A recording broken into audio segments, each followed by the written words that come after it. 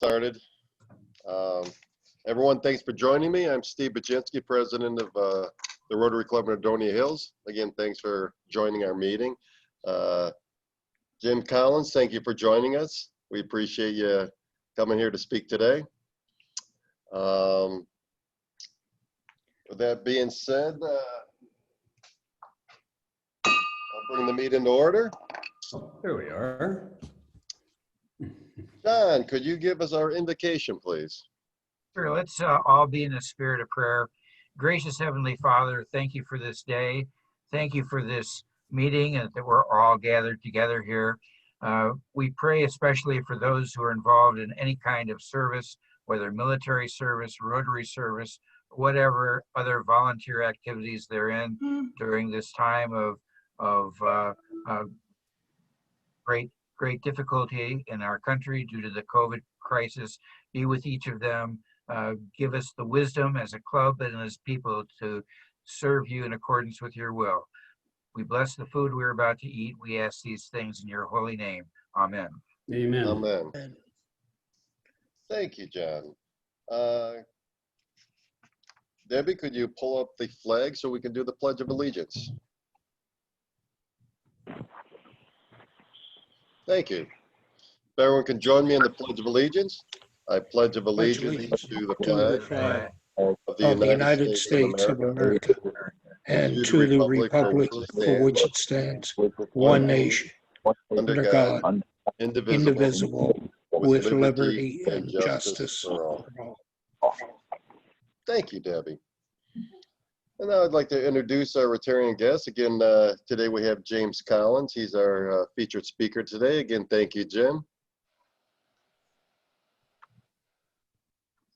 Thanks for having me. No problem. Do you go by Jim or James? I can respond to, I've been called worse than either of those, so whatever comes out. Okay, we'll keep it short and simple. We'll say Jim. Thanks for joining us again. Thank you. And I have my wife and Amanda Baczynski with us. Thanks for joining us. Does anybody else have any visiting guests that are hiding in the background?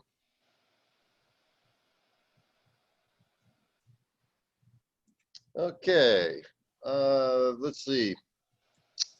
This day in history. Let me look. I don't think Casey's with us today. They're getting ready for that big school year. So we probably won't see them for a couple of weeks. So I have a few things day in history today. And one of the biggest things today that happened that was just announced, I just got it through my email, was that on today, August 25th, the WHO African region did officially announce that the African region is certified free of wild polio virus. Yeah, I saw that. It's quite a feat, and the Rotary International had a lot to do with that. So they actually asked us to hold off on social media posts until they officially posted it, and it just came over my email right before the meeting. So if you wanted to post it, I can send you more information on that, Julie. Thank you. And it'll give you some links. It'll give you some nice links that you could post on our local newspaper announcing that. So that's quite a feat. Couple things. World War II liberation of Paris was on this day in 1925. The Wizard of Oz, the movie, officially came out on this day. Quite an accomplishment. The first black U.S. military unit was put together on August 25th, 1862. A U.S. Secretary of War Edwin Stanton officially authorized the use of black soldiers. The first unit was the 1st South Carolina Volunteers, composed of escaped slaves from South Carolina and Florida. And this is what's kind of interesting too, is Harriet Tubman served as a cook, nurse, and a spy and scout for this unit. So that's kind of crazy. That's kind of cool that they sent Harriet out there to do that. Galileo demonstrated his first telescope way back on August 25th, 1609. The National Park Service was established August 25th, 1916. And a couple notable birthdays: Sean Connery, 1930 on this date, Tim Burton, And for you rock and roll fans, Elvis Costello, August 25th, 1954, and Gene Simmons of Kiss, August 25th, 1949. Oh, and there was a notable death of Neil Armstrong, passed away on August 25th, 2012. So that's what I have on this day in history.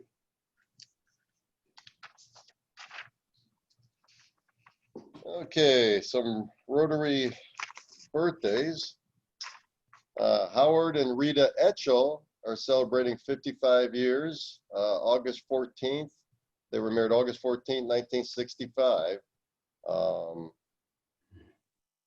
So that's August 14th. So that was actually last week. So congratulations, Howard. Thank you. Thank you. We had a good day. Good, good. Dave Pritish and his wife Dolly, 54 years, August 20th, 1966. So congratulations to David. And Carl Laura Antry has one coming up August 31st, and his lovely wife Wanda, August 31st, 1973. So congratulations to Carl also. And David Fike had a birthday last week, August 20th. So those are our special occasions for our Rotary Club. So congratulations to all those involved. Okay, humor of the day. Dr. Conkle, do you have anything to make us laugh? Yes, I do. And this one is dedicated to all our members who are capable of getting a senior citizens discount someplace. There's a new GPS out. It's called the Seniors GPS. Not only does it tell you how to get to your destination, it tells you why you wanted to go there. Yeah, there you go. Well, that's funny. I'll tell you a little quick story about my father's late brother. GPSs had just come out, and he sent an email out to all of us and said, "I'm worried about your father. He now needs a GPS to get to work," because he was always showing it off. So. All right. Does anybody have any happy or sad dollars? Yeah, I got one. Okay. In the year 2000, I started writing a book. In the year 2020, tomorrow, Amazon will publish it. Well, congratulations, Howard. Yeah, it's about time. Yeah, I was By going to the way, say that's the same name thing. of it. That is the name of the book. You'll have to Good. send me the information, Howard, so I can share it out. Okay, I'll do that. It's a long story. Any other happy dollars? Yeah, I'm getting my grandkids for the weekend. That'll be fun. Happy dollar. Oh, good. Oh, I- I'll throw one out there. Dave Fike joined us today, so there's a happy dollar. Looks like things are starting to slow up for him a little bit. Thanks, Dave. I have a happy dollar. The newspaper came out just now. It said Duncan. But my big announcement is that we are streaming high school sports. We're going to be doing all the football home games and some volleyball and soccer, girls and boys. So it's about to get really busy. And the attendance is limited due to COVID. So more and more people are going to want to watch them.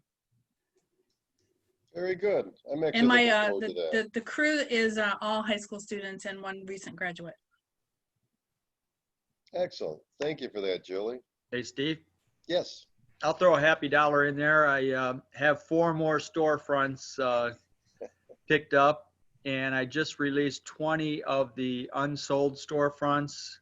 Talking with Dale, came up with a brainstorm idea about putting the storefronts on the panel and putting available just above it where the name would go, and then he'll just transfer that out. So all the storefronts will look real. Nice.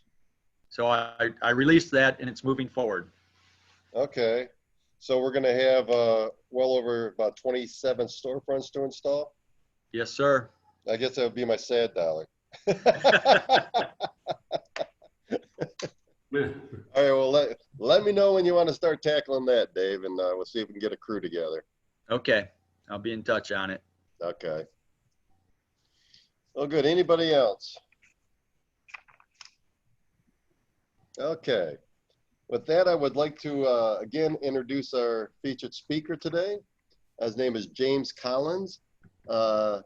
He's a resident and member of the Rotary Club of Brunswick, past president for 2 previous years, 6 years active duty Marine officer, and 5 years in the Marine Reserve. So thank you very much for your service, Jim. We all do really appreciate that. Thank you. And with that being said, please talk a little bit more about yourself and what you're going to talk about. Thanks for joining us, Jim. Everyone join me in welcoming Jim. Thank you. Well, I appreciate you guys for having me. Especially, this is a sweet spot. I don't know if I've ever been to a noon Rotary Club meeting, so this is my first. I got it. Usually, it's my morning cup of coffee routine would be Rotary. So I don't have any excuses today.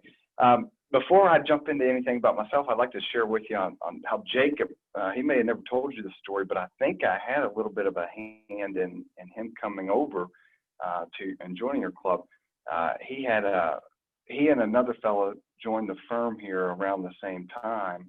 And that guy lived here in Brunswick and was with Edward Jones out in Broadview Heights, I believe. But since he lived in Brunswick, I told him, I said, hey, first things first, we got to get you involved in the community. You live here, come on down to the Brunswick Club, and we're going to get you involved. So we got him signed up right away. He became a member. He's now our club president this year. But if memory serves me correct, it wasn't long after he joined the club here. Him and Jacob were chatting, and he inspired Jacob to check you guys out there. If I heard that story correct. So. I'm glad he's doing good things over there for you. At least that's what he says he is doing. So with that being said, I gotta apologize on a second front here. I originally thought this brief was going to be on September 15th, and we titled it "Wired to Serve," and had a few ideas, some talking points I wanted to put together, talking about the kind of folks that we tend to attract over in the Rotary clubs and some of the VIPs that we use in the clubs, and tie that to some of my experience and finding talent in the Marine Corps. But I found out about this meeting last night, and so we've altered a little bit. So I'm going to stick on what I know best. And if you've been in the Marine Corps for 11 years, you know a little bit about leadership, so I can always share that with you, especially during these unprecedented times that we're in. With the pandemic, the election, the social unrest, and so forth. So I'll jump right in. So you know where I'm coming from here, and the experiences I'll relate to is I did grow up. I'm from southern West Virginia, actually just outside of Charleston. I was grew up in the coal fields down there. I ended up going to undergraduate, get my undergraduate degree at Glenville State College, which is a real small school right in the center of West Virginia, actually. And it was 2009. I was approaching graduation with just a business degree, and I really had no idea what was next. But I wasn't ready to just go with the standard path. Would be school and career and family and such. So I wanted to delay it a little bit. So I told my parents, I said, I wanted to start talking to some of the military branches and exploring that route. And I was really thinking about going. And they were supportive. And actually, my mom, kind of out of left field, who grew up in Hartville, Ohio, she came out of nowhere with, you've got to go check out the Marine Corps. She had just came from a teacher's expo down at Paris Island, and she was just really impressed. And I calmed her down. I said, Mom, I'm glad you support me, and I'm serious about joining the military, but I'm not serious enough to join the Marines. So I kind of put that to rest pretty quickly. But as soon as it came up, I did end up meeting with the recruiter, and what do you know, 9 months later, I was at OCS in Quantico, Virginia, and that was October of 2009. Spent the next 6 years, as you mentioned there, on active duty, and coming in the officer route was a little different trajectory than what we commonly know about. And at the end of the day, what happened is you're 24, 25-year-old school-trained Marine, and they put you out in front of a group of the world's elite fighting forces, and they say, manage this team. And that's essentially what happened. So my flight trajectory, or the path through the levels of leadership, kind of really took off over those next 6 years. And I put a few things in my pocket that I try to share with. It's nothing earth shattering. I'm sure there's so many leadership books out there. You can almost reference any of them about 4 or 5 at the same times as you go throughout them. But I do think some of the information can be useful if you guys are trying to grow, or you're filling out this new territory that's called post-COVID that we're going through. But one of probably the best attributes that I could say that I picked up early on and gave me some success in the Marines was that, well, there was 2 things. One was that the Marines that I worked for and myself, we related very well. Part of that was just naturally from my background. I was an old country boy that had came up a very similar way that many of them had. But really, the biggest part of it was just caring about them, and I call it the give a crap, or the give or to give a care. And that meant sometimes just crawling up under a truck with them and caring about what they were working on, but at the lowest level. And you could just learn about them. And when you learn about them, they appreciate that, and then they do good work for you, and they give you good products. So relating was definitely a piece. But number 2 was what I quickly realized was that my ideology on leadership was pretty cookie cutter. It could be taken out of a book, or it was learned in a management class, or somebody told you. But that doesn't always respond directly or go work well with a different batch of individuals, or a different company, or a different culture, or a heritage, or a different group. So what, in relating with my Marines and learning about who they were, I could identify what leadership style they best responded to. And I really have used that ever since. So call it the last 10 years to work in my favor, and it hasn't caused any harm so far. But what I'm essentially meaning at is I had, or what I'm essentially referring to is that I had some Marines that they did need, that they needed tough love, and they needed a thumping, and that could motivate them, and that would get them going.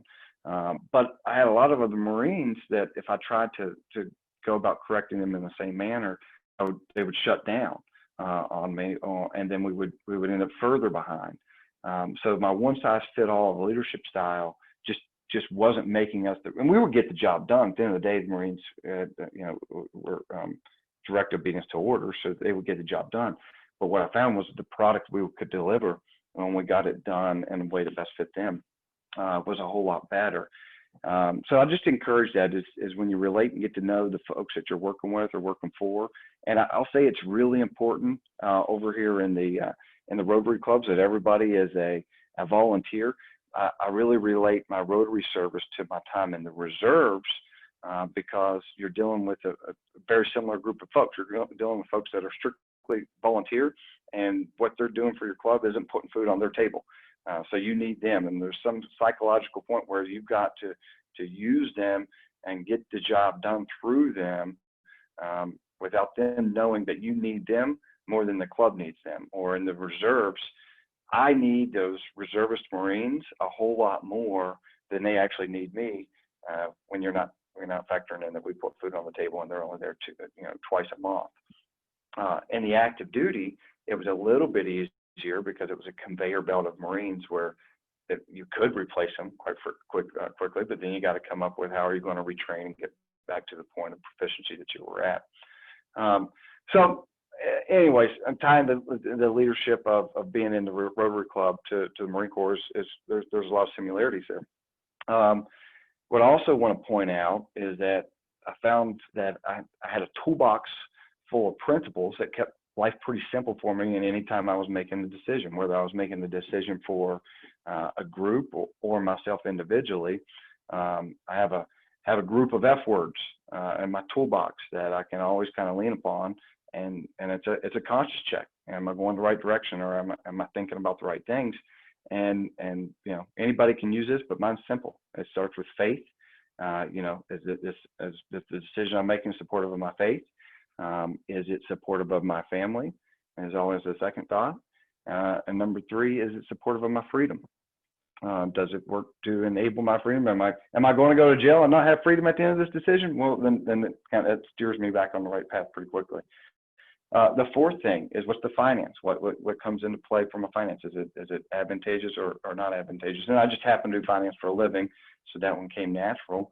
But then lastly, if we don't meet those wickets, are we going to have fun? And I think in leadership, what you got to realize is that if there's, especially on a volunteer side of the house, if we're not having fun, then it's hard to entice folks to keep doing it. But I think you could go on with, there's a ton of great F words out there, and quite frankly, you could fill any leader's toolbox up with good F words that if you're aspiring or driving towards, you'll end up on the right path.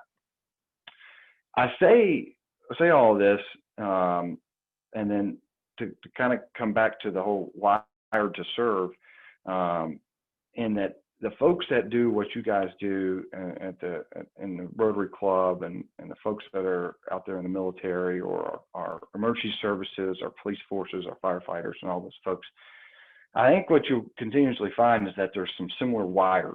All right, there's some wires that are crossing with the right pattern within each of us, or that tie us together. I think a lot of things in life have a circle that ties together. When I came to Cleveland in 2013, I actually got assigned here to govern recruiting operations throughout Ohio. And I thought it was pretty neat when I really stepped back to look at things, is I'd put the parent was generally the boss, right? And with the kids that we were going after, we looked at the parents in charge, but I also looked at as the parents elected the officials managed the generals gave me the orders, and then I was recruiting the kids who came from the parents. So it was, I continuously try to evolve around that loop, and maybe get in somebody's OODA loop, or think about the way that they're thinking about things, to turn any kind of decision points around that might work in my advantage. But you'll find connections like that in a lot of different places, and you'll find loops like that. To talk about more connections, or the way we're wired similar, is it's not uncommon for me to talk to. I've got about 200 Marines out in Pennsylvania right now, 200 reservists and about 15 active duty guys out there, and at the end of the day, whether they're private or they're a major, what they have in common, and what I don't shy away from telling them, is they've got a screw loose. There is a screw loose in all 215 of those Marines, because what they did and the contract they signed isn't normal. I can't think that it would be that it's very sane. If only 1% of the population is doing it, it's not normal, or 2%, whatever we're at. But they've all got a screw loose, and that all makes them alike. And while their skin color may be different, their religion may be different, heck, some of their languages may be different, at the end of the day, that's the same screw that they all have loose in the same contract. And it's the same EGA, so the same jersey that one of them's wearing, the other one is wearing too. So when we realize those connections that we have, I think we get a lot stronger, and we put our forces together a whole lot better, and we kind of compound what we can do together.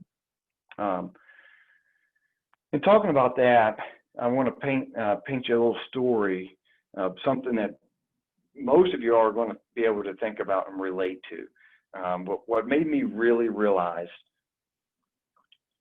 that Rotarians think a certain way, and it actually really helped me drive my recruiting efforts to Brunswick. So when I took over Brunswick, what I did tell you is 3 years ago, we weren't doing too hot, and we had about a little less than 20 on a roster, but showing up, it was a good day. We had 10 or 12 folks at a meeting in person. It was a real good day. So we realized we were doing some great things, but we need more firepower, and the only way we could do that was we needed membership, and we wanted to really drive to 30 members. So we put an initiative in, and we needed to identify what were the folks that we were going after, and then once we got them identified, what were our tactics going to be to get them to come over. And I think in identifying the thinking style, or the thought process type of individuals we wanted, we kind of pinpointed them, and we grew really fast. We've gotten some big hitters in our club in the last year, and I think you'll really see Brunswick turn around here soon, and we're over that 30 mark. But here's the story. It's from 2016, and believe it or not, while there wasn't a COVID pandemic, we were in a similar time that everything was crazy. It was chaos, and in 2 months the world was going to end because either a Democrat or a Republican was going to be elected, and nobody had any idea which way it was going to go. But it was going to be a mess. And we're short-sighted because we're Americans, and we forget the panic that we had back then. And at the end of the day, November 3rd came and gone, and we're 4 years down the road again now. But there were a lot of theories out there at the time, and I won't take a political side in this. I just want to give you some background. I have a buddy who I'd met when I was building my practice here at Edward Jones, and we became pretty good friends. But we were definitely on different sides of the political path.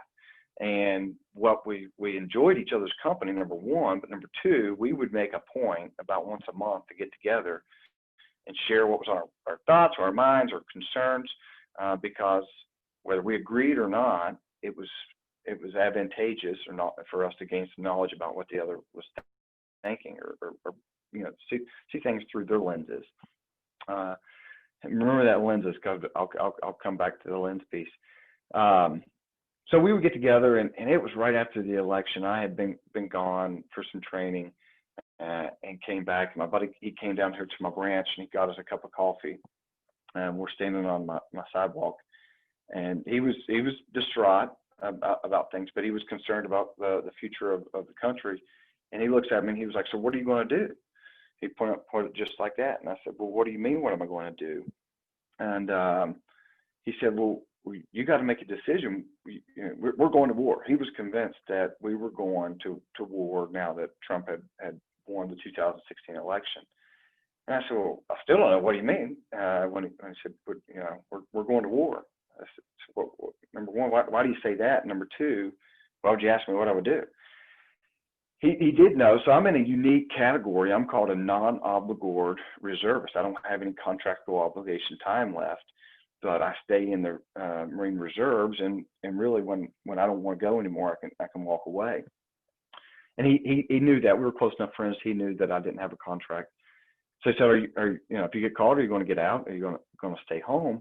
And that's, to me, I didn't even look at it as a choice. I said, "Well, Lord, no. If we get called, I got to go." He goes, "Well, you don't have a contract. Why would you go?" And still felt funny about having to answer that. Is I would not look at it as an obligation to go. I would look at it as an opportunity to go. And when I would say that, the initial reaction is you're just bloodthirsty for combat. And I would argue that that's not the case at all, because at no time when I look at my 4-year-old daughter Haley Rose or my 2-year daughter Everly would I say I'm bloodthirsty for combat. But immediately my thought, and the way I'm wired, and I think probably most of you probably are too, is if that was presented to me that we were going to war, I would compare that to, I have a thief at the doorstep. And that's what I asked him. I said, "Let me ask you this, Brian." I said, "If you had a thief at your doorstep, but you have the option, to either know, you know the thief is coming, and he's either going to be on your doorstep, and you're allowed to be in that house protecting your family because you have kids and your wife, and you're that close, but you're there with them, and you might feel confident that you can defend your house, but you don't know. The guarantee is thin. It's a door between you and a perpetrator. You have that option. Or if somebody gives you the option, the opportunity to not only keep that thief off of your doorstep, but keep it out of your community and then out of your country, would you feel better about your children's and your wife's future and them growing up in that environment?" He said, "Well, he goes, how does it compare?" I said, "Because when I look at, if the nation calls me to war, or calls me to go anywhere, that's an opportunity for me to take the fight. I'm not fighting in my backyard. I'm not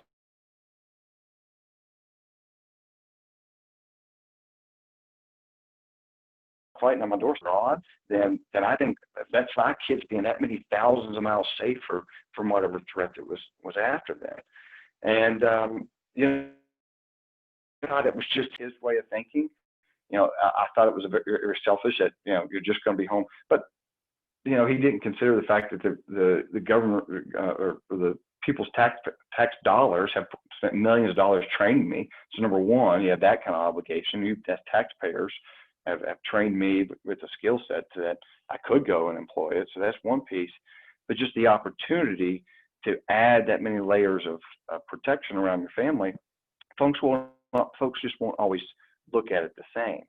I have a neighbor who's my best friend. He brings it up all the time now. If you get called, what do you do? In his mind, it's purely about being right there with your family at the time. And I would say that's a very corrective mindset that you're taking. And while there's plenty of successful people that are corrective in everything they do, sometimes it's a specialist. We have something that goes so wrong, we bring somebody in to clean it up or fix it.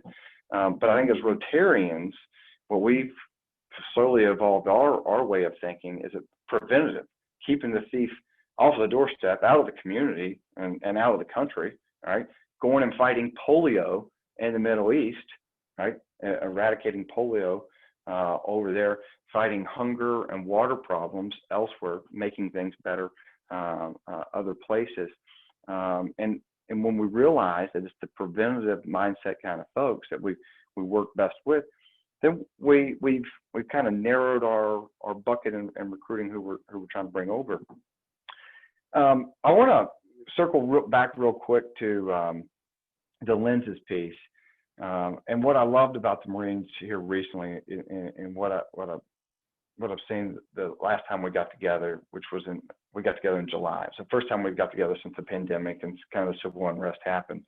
And I just wish, just the same way the mindset is from a preventative side of the house, the opportunity to go and protect. And I think that's why Rotarians do what they do. We love our community, so we're trying to preserve the good things. That's why I joined the Rotary Club. I loved Brunswick, and I've never been involved with an organization. Well, the Rotary Club is a place that's preserving the qualities that I love about Brunswick. So by being in that preventative or preservation mode, we find common ground. But the Marines, and in talking about the common lenses that we wear, Marines look at rank because that's how they know what kind of respect to give. They think they consider what's in their mind because that's your firepower, and how what do you bring to the mix with what's in your mind, and then that you're wearing the jersey, that you earned the EG&A, the major that earned the EG&A and the private that earned it last month, that they all earned the same EGA. And that's the Eagle, Globe, and Anchor, and that's what we strive to earn at boot camp. Once you get past that, we don't care. You won't see Marines arguing about race or ethnicity or gender. That's been a big one, kind of that went away quickly. When the curve started being flattened on the different gender opportunities in the military, that came and gone. It was never. We don't even think about it anymore, and that was only 4 or 5 years ago. But I think the rest of the country could really take something and learn from the military, I'm assuming as whole, is that we don't have time to worry who's black and white and Indian and brown and yellow, because we just want to get the job done. We want to get the job done. We want some free time, and we want to do what we came to do. And sometimes a simple method works out the best. Last piece, and I'll shut up, is that when we learned how we were wired and how we thought alike, and we knew the pool that we could go recruit from, it was pretty easy decision from there. We went to the BNI clubs. We went to some of the networking places.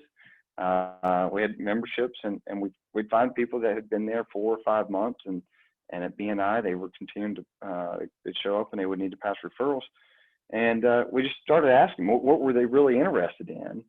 And we invited them to come to the Rotary Club and check it out. And they weren't going to stand around and hand referrals back and forth. But what they were going to do is get an opportunity to work in the community, to volunteer in the community that they're building their business in. They may be standing at a food bank one day, handing out food with the city manager. They may be standing beside a congressman another day at another community service event.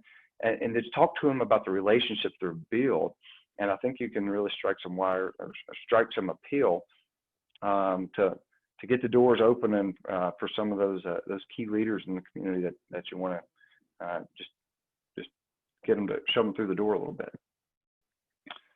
I'm gonna stop talking there. I went a little bit long, and see if there's any questions I can answer, or if there's anything else I can speak on. All right, yeah. Let's first of all, very, very interesting. I like your F's. The family, the faith, the freedom, the finance, the fun. That's actually great to live by. Does anybody have any questions for Jim? Yeah, Jim, thank you again for doing this. I did book you out a few weeks, and then I was like, oh wait, I put into the system that you're coming in tomorrow. So thank you for going ahead and adapting to that, showing great leadership qualities right there. So I appreciate it. One thing that I do want to hone in that you said is, the ability to adapt and relate as a leader. Because I think you hit the nail on the head when you said not every one person reacts the same way to one leadership style. And even if we all just want to go back to the time where we played sports, where we all had that one coach that would just yell their head off and wouldn't stop, that was something that I did not respond to well. If you wanted me to do well, you wanted me to learn, you wanted me to want to do well, tell me what I needed to do better, guide me, show me, give me the opportunity to grow instead of just yelling at my face.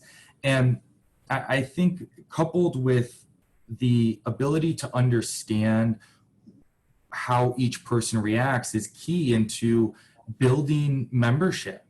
Because the thing is, we want to make sure that we are helping the community, but at the same time, we want to make sure that people want to help the community. And I think it goes into what you were saying about identifying their thought process and identifying their need.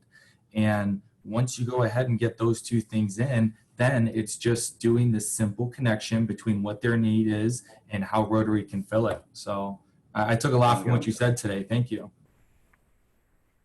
That's true, Jacob. So finding the need and then connecting because Rotary can serve in a multitude of different ways, can fill that need in a ton of ways. You're spot on. I appreciate you for having me. Jim, I have a question. What rank were you in the Marine Corps? Well, when I got off active, I was a captain. About a year ago, I did pick up major. Congratulations. Thank you. Thank you. Anybody else? Well, Jim, thank you again. You've given me some great ideas to help promote our club and help try and get people more involved, especially in this the situation we're in, that everything's being done online instead of person to person, and hopefully we can start working person to person a little more soon. But thanks again, Jen, for coming to talk to us and giving us some pointers. And again, thank you for your service. We appreciate it. Thank you. I appreciate it. Okay. Let's see. Couple announcements. Next week, we're going to have our speaker is going to be Daniel Brown of Rust Belt Riders with Food Waste Solutions. So he'll be our speaker on September 1st. Shoebox program. I still haven't gotten the exact date when they're supposed to be filled and turned into Terry at Builders Emporium, but it's right about the 15th. As soon as I get that number, I'll be sending it off to everybody, but it's right around September 15th. Reverse raffle's still on as of right now. We do have a lot of ideas in case it has to be shifted in another way virtually, but we're still keeping that February 6th date the same as far as I know, right, Dave? Okay. I did talk to our friends at Macedonia about the Craft Food Beer Festival that's coming up. They will not have an in-person event this year. An outfit in Kent actually did a virtual tasting. Now, how you taste craft beer virtually, I'm not too sure. but he did send me a website, what Kent was putting together. They put it all together. They were presenting it to our Macedonia Mayor, Nick Molnar, this week. And if that's the route we're going to go, I just asked them how our club can be involved. So I hope to have more information on that next week and how we're going to make that all work. And hopefully it can still be a fundraiser for us. So I'm working on that.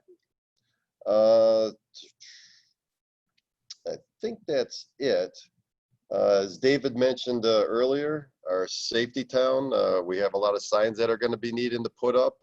The more the merrier as far as making that happen. Bring your cordless drill, and Dave and I will supply the rest. And let's see if we can get a nice gang to put that up. Does anybody else have anything to add? Okay, then, with that being said, Debbie, could you put up our 4-way test? Rotary Club members, please join me in our 4-way test of the things we think, say, or do. First is the truth. Second is fair to all concerned. Third will build goodwill and better friendships. Fourth will be beneficial to all concerned. Thank you, everybody. Meeting adjourned. And we will see you next week. Thanks for joining me.